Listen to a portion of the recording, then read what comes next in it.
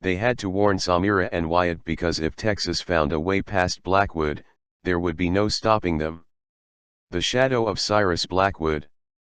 As Eleanor and Naomi rode their steam-powered carriage away from Norfolk, Naomi's expression remained tense.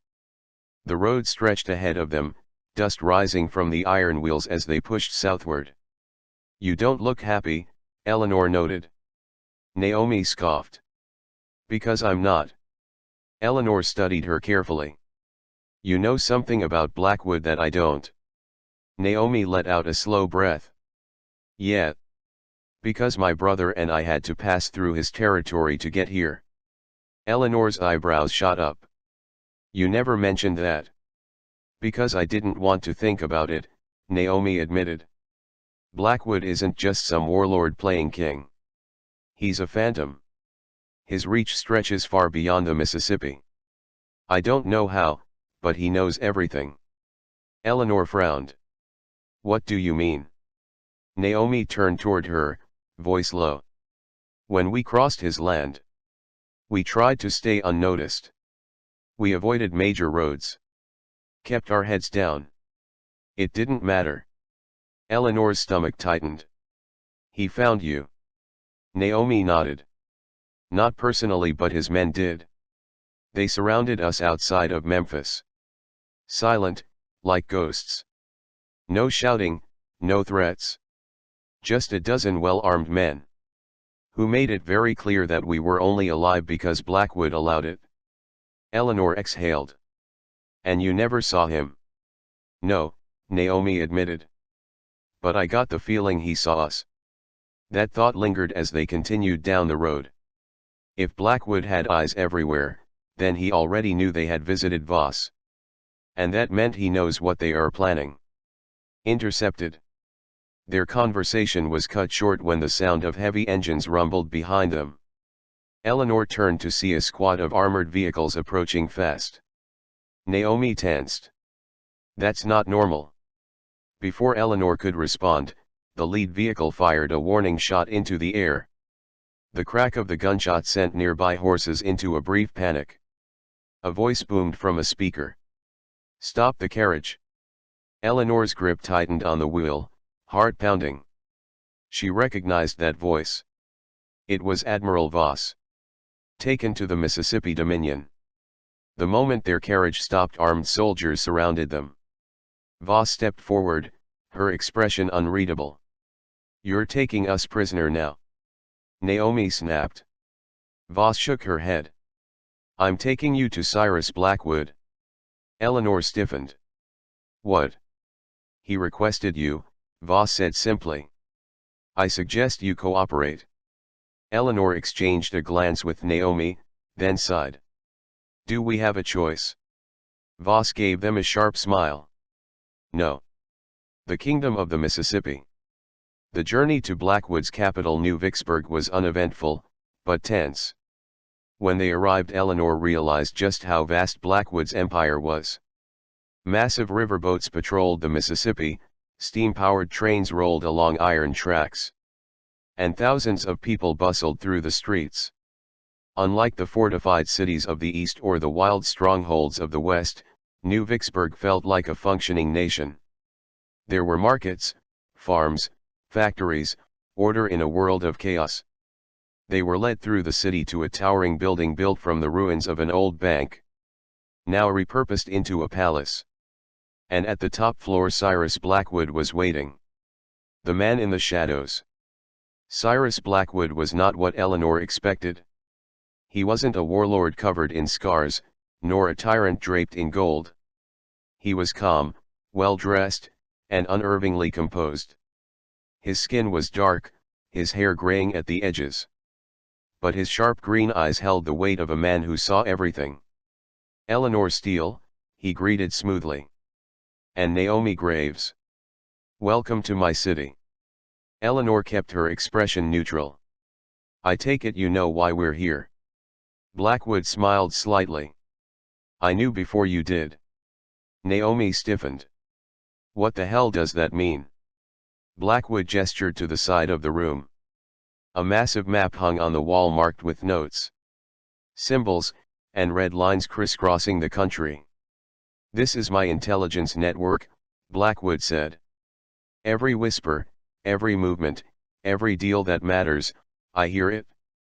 Eleanor stepped closer, scanning the map. Cities, trade routes, military positions, all of it meticulously tracked. "You knew about Texas," Eleanor realized. Blackwood nodded. "Of course. I also know about Los Renacidos, Deacon Rojas, and the war brewing on all fronts." He leaned forward. "Which is why I brought you here." Naomi crossed her arms. "And why is that?" Blackwood's expression turned serious. "Because the war is bigger than you think. The hidden threat." Eleanor frowned. "What do you mean?"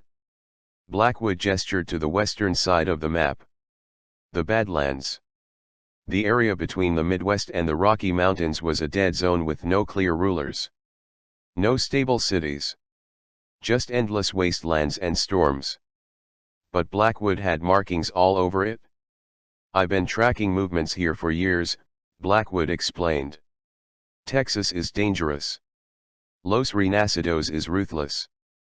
But the true threat is hidden within the Badlands." Eleanor's breath caught. "Who?" Blackwood met her gaze. "The ones who never stopped fighting," he said. "The remnants of the old U.S. military." A heavy silence filled the room. Naomi finally broke it. "You're telling me soldiers from before the collapse are still out there?" Blackwood nodded. "Not just surviving. Planning." Eleanor stared at the map. Her mind racing. This war was bigger than she had ever imagined. And it was just beginning.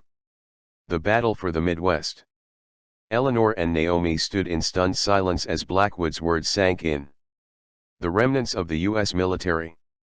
Eleanor repeated. Blackwood nodded. "They were cut off from the federal government when the collapse happened. But they didn't disappear. They adapted. Some fortified old bases. Others integrated into local warbands. But make no mistake, they never stopped fighting." Naomi's expression darkened. "And you've known about this?" Blackwood smirked. "Of course. I control the Mississippi River, and that means I have influence in the Midwest. It's the only major supply route left that isn't tied to a coast. Everyone fighting there, the military, the raiders, the survivors, needs me." Eleanor narrowed her eyes. "And who exactly is fighting the old U.S. military?" Blackwood turned back to his map, tapping two different territories. "The warlords of the Midwest." "The Midwest is divided," Blackwood explained. "There are two dominant factions, and neither trusts the other." He gestured to the first territory marked with the symbol of a rising phoenix. "The Free People's Coalition," he said. "An alliance of independent city-states, nomads, and former militias who believe the old world is gone and that the future should be built from scratch. They reject the authority of any past government." Naomi nodded. "Makes sense. What about the other group?" Blackwood tapped a second territory marked by a steel shield. "The Central Authority," he said. "Led by a former U.S. general, who believes the country can still be rebuilt but only under military rule. They see themselves as the rightful successors of the old government." Eleanor exhaled. "So let me guess. The Free Peoples and the Central Authority are locked in a war with each other and the old U.S. military?" Blackwood nodded. "They've been fighting for years, but neither side can gain the upper hand. And now the remnants of the U.S. military are pushing to reclaim what's left of their control. Both sides want Blackwood." Eleanor studied the map. "That explains why they need you." Blackwood's smirk returned. "Indeed. The Mississippi is the lifeline of the Midwest. Control it, and you control the flow of supplies, weapons, and reinforcements." Naomi folded her arms. "So which side are you backing?" Blackwood's expression became unreadable. "Neither. Not yet." Eleanor frowned. "Why not?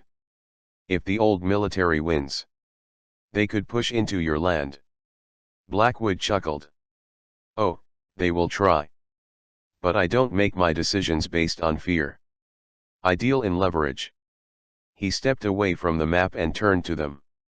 Right now, both the Free People's Coalition and the Central Authority are trying to win me over.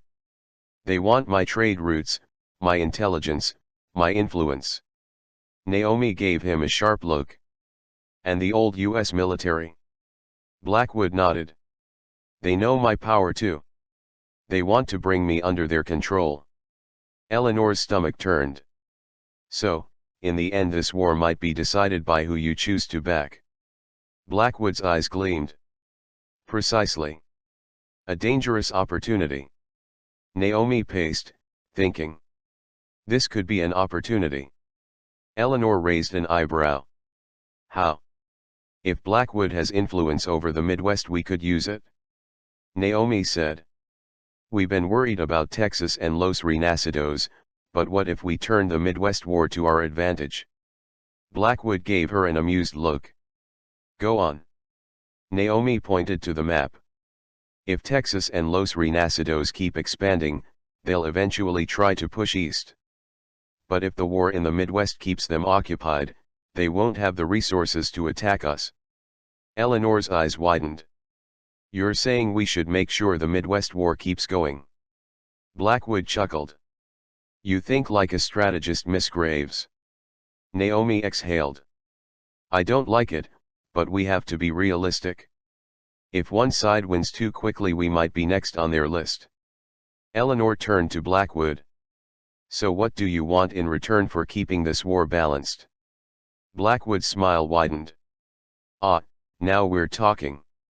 He walked back to his chair and leaned forward. I will make sure the war does not end too soon, he said.